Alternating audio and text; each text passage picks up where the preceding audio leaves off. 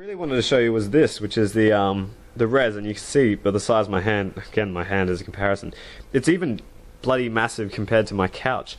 And this res is just absolutely huge, and as you can see it's all been sealed up with bonding agent, and that's actually the top of the res, the fill ports, and the back actually goes on. Actually, I've got the back somewhere over here.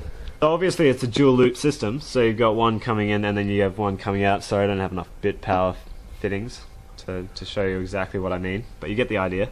So one coolant is one color, the other coolant is another color, and so what you basically got is this in your case, facing up here, and it holds a massive amount of water.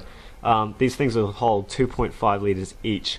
So this is what you'd be seeing is pretty much that, and the water just blasts against the top and then flows down and then gets sucked out the bottom.